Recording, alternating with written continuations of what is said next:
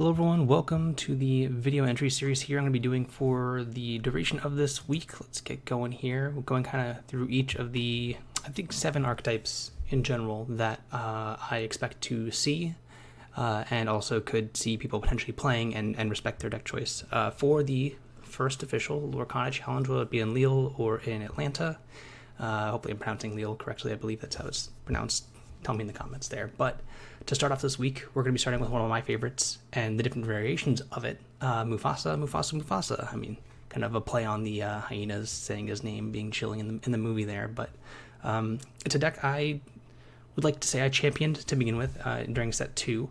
I think, Mufasa was relegated to not really much of a playable card, especially in the face of all the Ruby Amethyst decks, but really kind of came to its own in set 3 with a lot of unique inclusions. Now, this is a version that this one specific will go through 3 different variations that I particularly enjoyed, particularly with the card Lantern. Being able to kind of stay ahead of your opponent there and play some of your higher cost minions early, your characters that really kind of have an impact in the game, whether it be Tremaine, Medusa, Scar, or even Maleficent Dragon. Ahead of schedule is a big part of why I like Lantern. The downside, of course, being it is a miss for Mufasa. One of the situations you can find yourself in is your opponent has to kill it, and they're taking the 1 in 15 chance or whatever it may be that you actually miss. It doesn't happen too often, of course, but it does certainly feel bad when it does. But I'm going to go through this specific version and a couple others to kind of give you a feel of what you can do. Now, this is going to be kind of across all different archetypes to kind of go through them, give you a little bit of prep work behind them, and tell you for which cards, which matchups for, so you can make your own decision kind of going forward here. But leading off the charge, we're going to start with the Stitch. I've included that in a version I do like here. Now, important to note, and again, we are on the horizon with the Lorcana set 4. Stitch is a card that I would not include going forward, but for this specific metagame, I wanted something early on. I wanted a 1-cost 2/2. I didn't really care which one it was to help pressure cards like Curse Merfolk and Flynn Rider, especially when going second. There are other versions of this deck which we'll get to which don't have anything that cost 1 in it, that are more focused on the 2 lore characters on turn 2 and turn 3 than they are Stitch. But Stitch ended up being the best one I could find or figure to play, mainly because of its ability to threaten additional lore with Stitch Rockstar, which there's only 2 of, but just the threat of it existing kind of makes your opponent have to respect the 1-cost Stitch more. And again, its primary function is to challenge Cursed Merfolk and Flynn Rider. It is not really in the deck when you're going first to play on turn 1. You're going to need your ink to go up the curve to your later game costing characters where it really will matter. Turn 4 or 5, you don't really want to be inking your Carefree Surfer Stitch when you're a turn away from playing it, but you have to play out a Tremaine or Medusa or Maui or something like that. So primarily there to check opposing aggressive characters. Piglet, a nice addition. It does quest 4/3 pretty much every single time. When it's in play the next turn that happens, in a character-heavy deck like this with 56 characters, it's just a cheap multi-lore character that lets you threaten a lot of lore gain, much like the Rockstar does in this deck. But the 2/2 body, not too important, so that's why I want to see a couple copies of them here. But no, it's an okay inclusion. It definitely helps you close a game and threaten a lot of lore with just a few characters instead of having to deploy many characters and play into cards like Be Prepared. The main reason to play this color pair, I'll get out of the way really quick, is Mother Gothel, the self-damaging character for 3, and Rapunzel. That combination of cards is the real draw to Emerald, or Emerald, I don't even know where that is, Amber Ruby, is the self-damaging effects with Rapunzel, because Rapunzel is such an incredible card. We've grown to play around it in a lot of ways against Amber decks, making sure that you don't leave damaged characters on your opponent's side, that the necessity for self-damaging characters has kind of grown. Gothel is often a card that you don't play on turn 2. You would rather play on Lantern the majority of the time. It does kind of turn into a combo turn where on 6 ink, or the ability to play 6 ink worth of characters with a combination of Lantern and or Dock, that you play Gothel and Rapunzel in the same turn. And a lot of games are won or lost based off whether or not you can pull this combo off. Not just once, but multiple times. Drawing more cards means you're going to see more copies of your important card draw characters. So these two combined is really what drives this archetype and what kind of makes it tick. Because outside of that, there's not too much in the way of card draw. There's a few here and there, but they are pretty intensive as far as what they ask of you. Not to say you won't sometimes play Mother Gothel on turn 2, depending on the matchup, or if you have a second one to kind of back it up, but it is there to primarily be a combo with Rapunzel. Following up, we see a couple copy of Queen of Hearts. I've seen decks play more of this and less of this.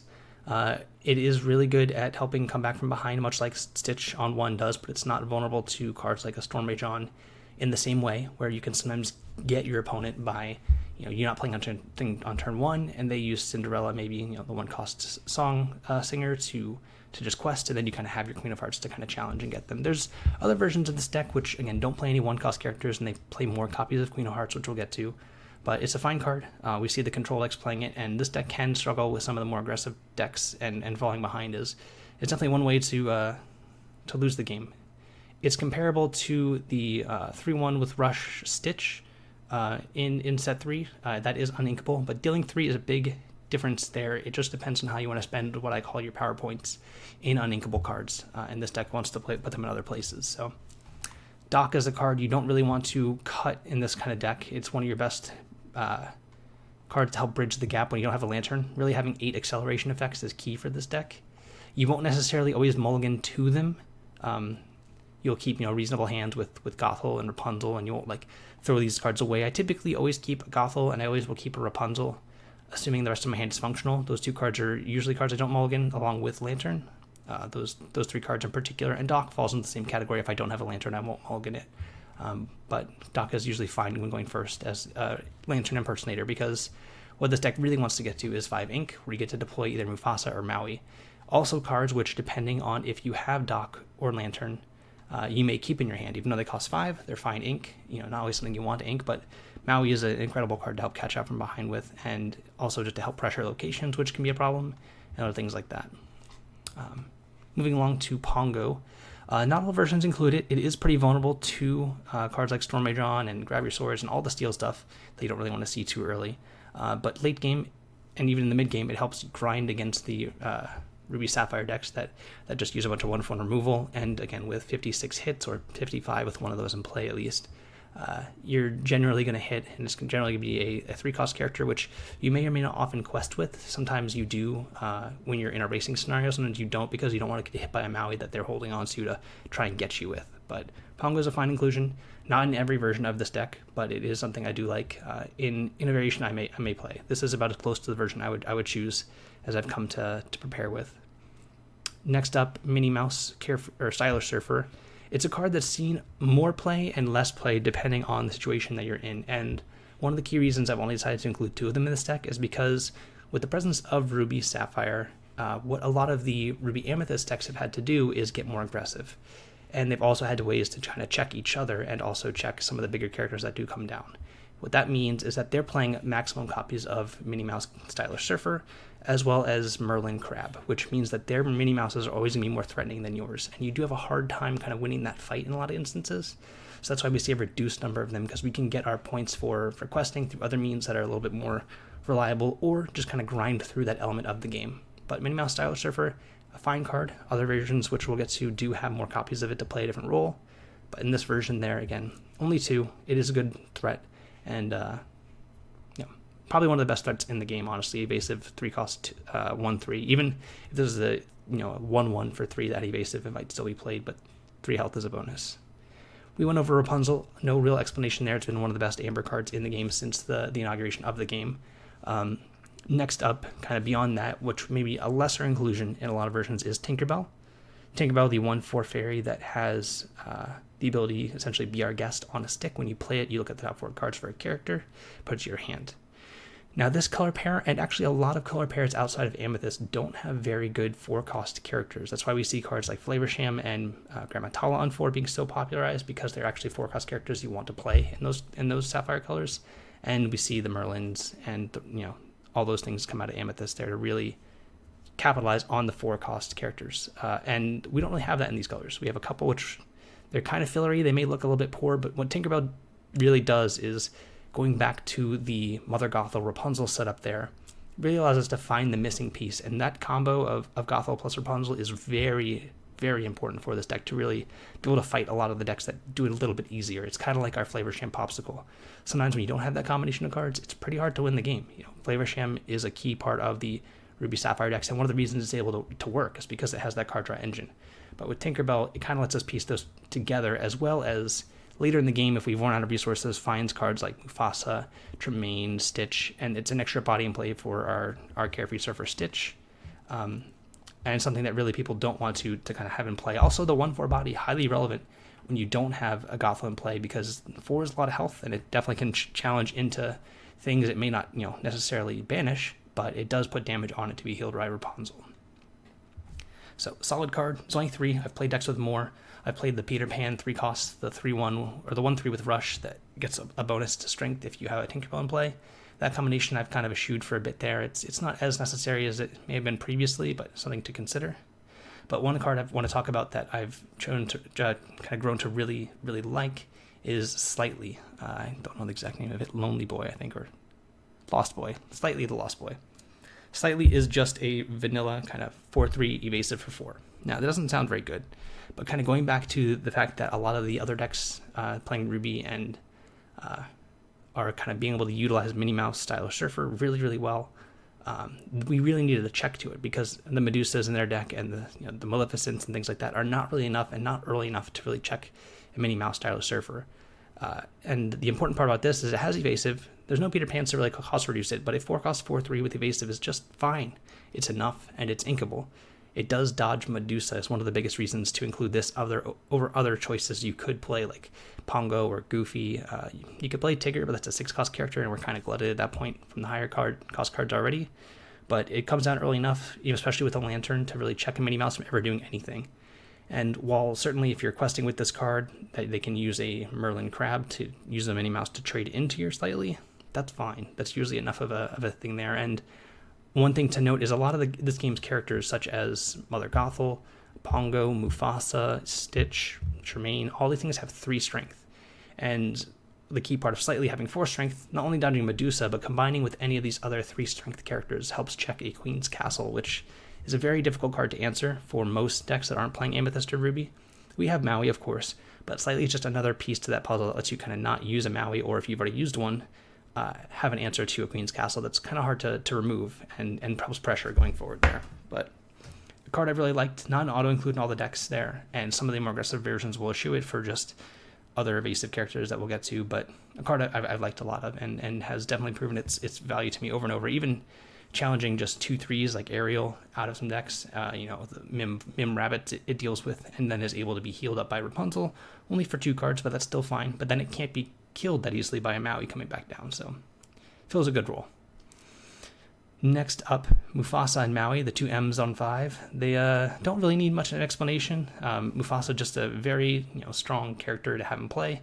Helps kind of keep momentum going, and you can even play it into a known Be Prepared if you somehow know that's in their hand, or just are playing around it. It's just a character to commit to the board that, even if they play Be Prepared, you have something still in play, whether it be to fuel just your aggressive game plan overall. Maui, one of the best cards in the game, probably in the top 3 for sure. Just help checking a board, incredible. Stitch, we've gone through. Again, not the most amount of hits in this deck. There's actually, again, only 12 characters that trigger its effect. It's really there to be a shift target for the 1-cost character, which we wanted to play anyway. So not really looking to use its effect or utilize it, but it can come up. Later in the game, you happen to have a 1-cost character in your hand that you were holding, or maybe just drew off the top, and you've had a Stitch, which has kind of been on the fence of being inkable or not, and then you eventually play it off just a empty board, and drawing a couple cards can be relevant, but mainly there for the threat of going +2 lore on a shifting on a Stitch 1, and even on a Carefree Surfer Stitch. It's just +1 lore there, so if you happen to have the 4/8 in play, putting a Rockstar on top of it actually gains you a lore, as long as it's not, it doesn't have 5 damage on already, which would immediately kill the Rockstar, so don't do that. We see here a split next up of the terrible 6s, Lady Tremaine and Madame Medusa.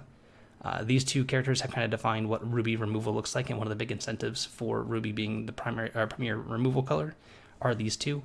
I've gone in favor of more Tremaines than Medusas, which may or may not be correct. It's kind of a call on your side. If you expect more copies of Ruby Sapphire than you do Emerald Amethyst, then you want to play Tremaines because it can help deal with cards like Tamatoa. And Flavor Sham usually gets killed after the first quest anyway, and the 2 cards gets on the way down is usually relevant enough to a game plan, but being able to deal with bigger characters like Tamatoa is pretty important.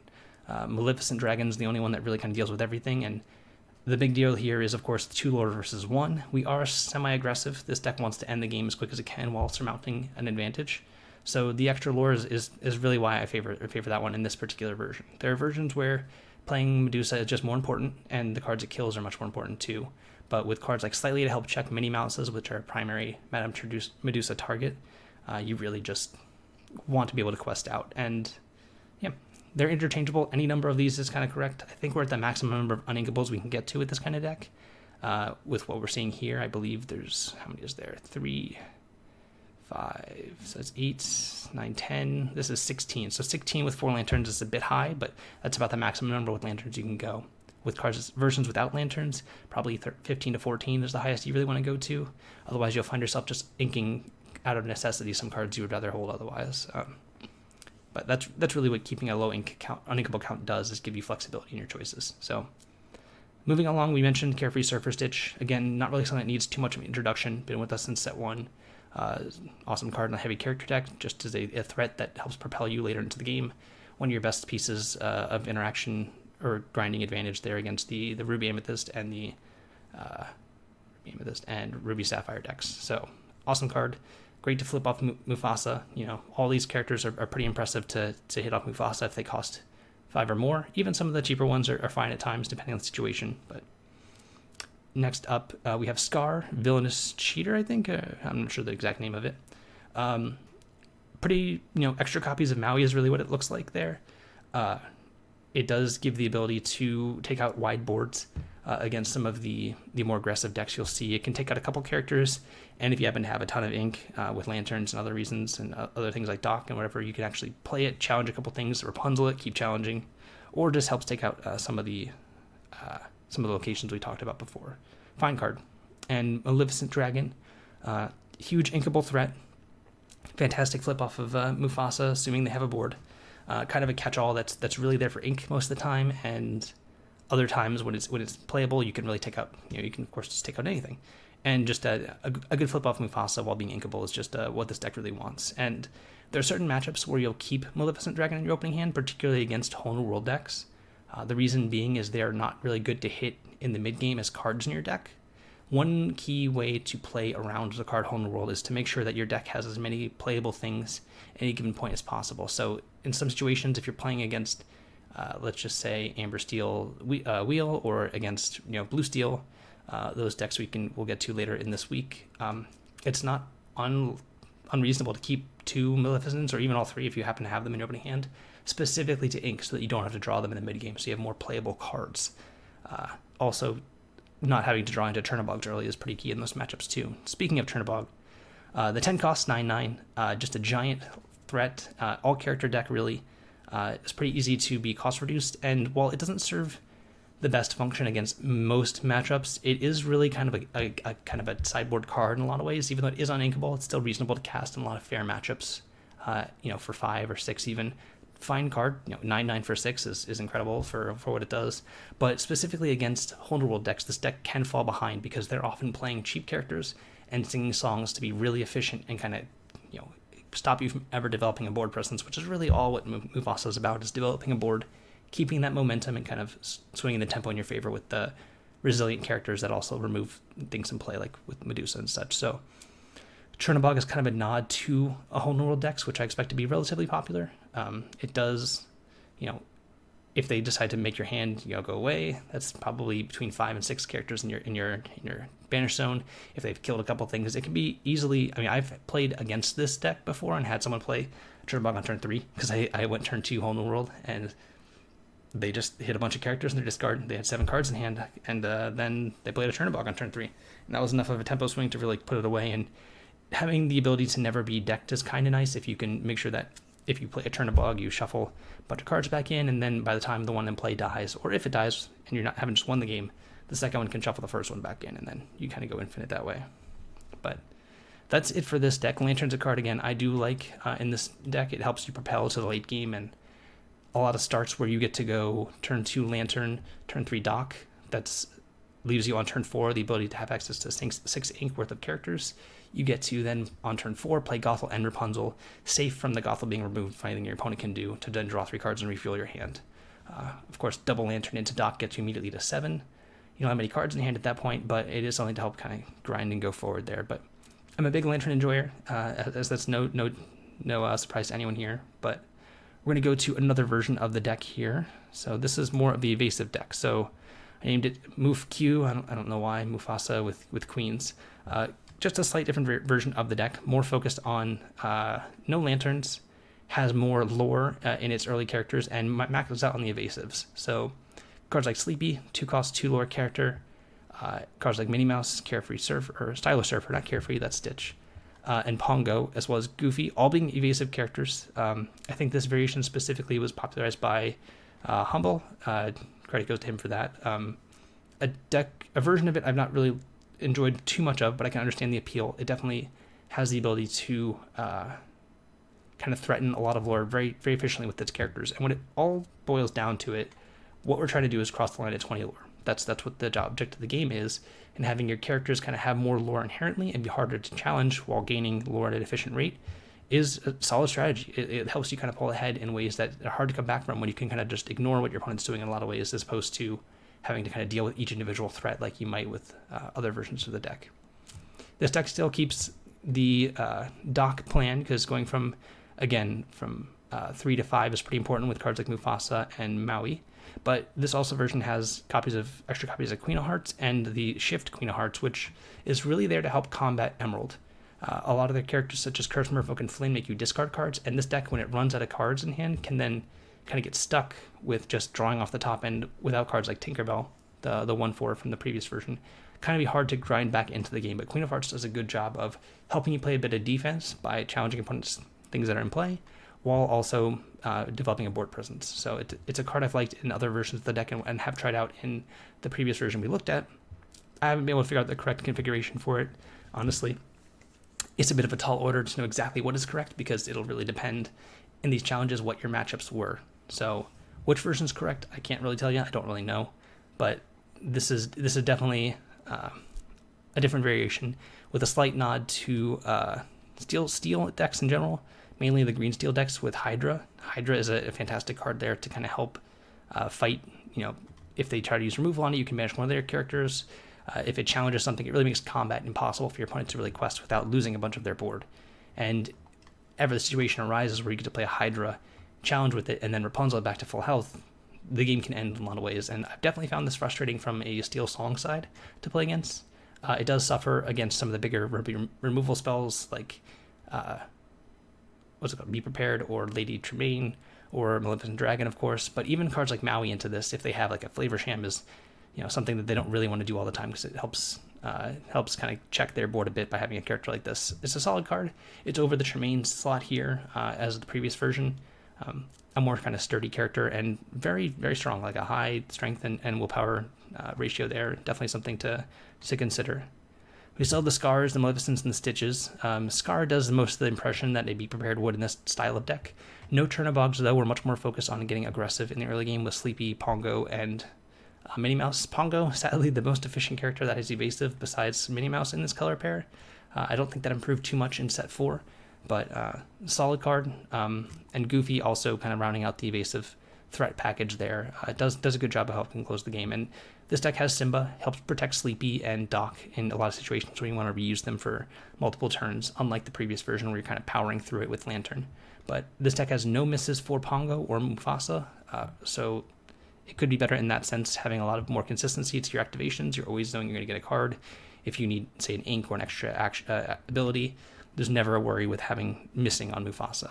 I think, in general, the maximum number of non-character cards you could play is 6. I don't recommend really going more than 4. I think Lantern's the highest number. I've tried Teeth and Ambitions. I've tried Bare Necessities. While those cards are good in their own right at certain situations, I think being able to ensure the consistency of your deck and also have your characters kind of help power through those cards that you'd want to take with Bare Necessities anyway, and have your characters also be able to answer some of the cards in play like you would want to have answers with Teeth and Ambitions. I think this is a bit more consistent to really try out there. But still, 3 Pongos, solid card. More Queen of Hearts helping check early games. Hydra, they're different. The decks are different, but they do play out very similar, but this one with a more aggressive slant. And solid deck, another version of it I do like. We're going to go to another version here, which I think would be close to the version I might try if I was going to play in Atlanta. Kind of a hybrid of the two there. So we're going back to the Stitch and Piglet kind of interaction there with Sleepy, kind of taking some of the nods from the evasive version and the ones with Lantern, where you want Stitch to help threaten additional lore. This one has a couple more 2-drops. It adapted Sleepy to kind of be more proactive in the early game. The Queen of Hearts package as well, what it does is let you kind of challenge some of the Emerald decks, and Piglet really giving you that 3 lore burst later in the game where they have to answer it at an opportune moment. What this really does is prevent them from developing a Tamatoa against Ruby Sapphire. It's pretty hard if you're in the face of a Piglet and a Stitch to not just think that they're going to have 6 lore the next turn, and that's only 3 ink and 2 cards worth of investment to get that kind of threat going. So it definitely helps close a game there. And this one back up to the 4 copies of Minnie Mouse. One thing that neither version did have is Prince Eric, kind of similar to how the Hydra feels in the other deck. This version here has Prince Eric, and it is really frustrating to have to deal with sometimes. If you can trade this off for 2 things, it's a huge win, not just because of the 2-for-1 kind of card count mattering, but really the tempo of what's in play. And it's a threat you can play into a card like Tremaine or Medusa that may disincentivize them from even doing either of those things, because they're going to lose essentially the 6 ink they spent that turn to really do anything. And at times, it's hard for them to even challenge, let's just say against a Tamatoa deck, anything you have in play, because if anything they have is exerted, you can use Prince Eric to take out some of their best cards. I did try versions of this deck with Teeth and Ambitions, but Teeth and Ambitions was just such a low impact card late in the game that I didn't feel like it was necessary to have that kind of effect in the deck, especially with the addition of the Queen of Hearts package there to kind of help get a little bit more advantage. Now this version does eschew Pongo. It also doesn't play, where's the other card there? Mainly Pongo. Pongo is one of the ones that doesn't play there, and it kind of has to leave out to be slightly more aggressive. Pongo is a fine card, but the Queen of Hearts kind of replacing that type of effect for no ink, kind of drawing cards when your opponent's doing something. Plays a different role of how it tries to draw cards, but this is certainly, I think, the deck I would play if I was playing this deck in Atlanta. It did shave a Stitch, mainly because the removal of lanterns from the deck, so you have to be a little bit more conservative with your higher cost. And also this one swapped the Tremaine Medusa package, because against here you have no copies of Slightly to help check opposing Minnie Mouses, that you really need something to help do that here. And Medusa's a better version of Tremaine in that sense. While it isn't as threatening for lore reasons there, we have Piglet and Sleepies in this version versus the Lantern version that kind of help that extra lore gain that we were kind of gaining from the Tremaine initially. An extra copy of Stitch as well. Scar and Maleficent being the ones to round out. No Turn of Mugs in this one either. It does, again, leave you a little bit weaker to Amber Steel songs because of no ability to play 0 cost 9/9. But a lot of versions of that deck have adapted cards like World's Greatest Criminal Mind to help fight Tamatoa, so it's a little bit, not lackluster, but a little bit less stable of a card to play for anything less than 0 in those kind of matchups going forward. But Prince Eric helps there, so kind of a trade-off. Again, as you can see, 3 different versions, they're all viable. I think that there's legitimacy behind each of them, and they definitely have kind of their own merits going forward into the metagame. And seeing all the decks you'll see this week and through this video, it's really hard to kind of tell which version to pick, because it's really going to depend again on what you play against. So kind of a breakdown of the decks and the different variations of it, cards like Sleepy being included, extra copies of Piglet, Eric, the Hydra from the previous version here, Goofy, Pongo, they're all good. And if you could play like an 80 card deck, if that was the deck size for this game, it'd be pretty easy to figure out what you're going to do here. But narrowing it down to 60 is certainly something that, it's hard to do, and it will feel good or bad depending on your matchups on any given day. So which one's correct? I'm not certain. I think I would be leaning towards this version here. I would miss out on Lanterns quite a bit, and Tinkerbells, because those are some of my favorite parts of the deck that help me find a little bit more consistency back in the Lantern version. But I don't know. Maybe this isn't the right way to approach the matchups there, because this deck definitely struggles matchup-wise against the Emerald Amethyst decks, just being able to no real clean answer to a Ursula on turn 3, and then playing Ursula into Friends on the other side is really kind of a backbreaking play for them. You can still win, certainly going first. Pongo is one of your key cards there to really help grind through what they're doing and keep up on card advantage wise, and slightly helps check a lot of their board. But they have a lot of good tempo tools there in Kit and Mother Knows Best, and mainly Ursula, all the ways to bounce cards too. They don't even have to challenge or expose their characters being challenged against you. So a tough matchup for sure, but really the only one in the metagame that I think that you're significantly behind in is that. So overall, solid choice. Again, the variations I would play, kind of a mixture between this one and the one I've labeled Moof Atlanta. Just kind of a hybrid between the two there, utilizing Prince Eric, which the card I did miss in a lot of cases is extra ways to remove.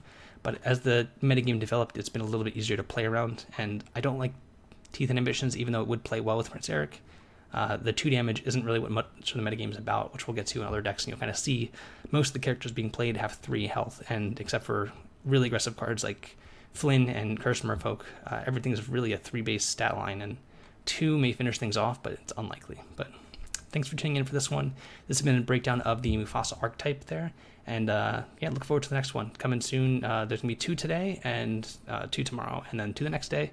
So we'll lead that all up to Atlanta, so it'll be Monday, Wednesday, and Friday. You'll see these there, again, the week leading up to Atlanta. And then once that's done here, next week you'll see kind of the breakdown and preparation for Chicago, which is going to be set 4, which I'm excited about as well. But thanks for tuning in. See you guys in the next one.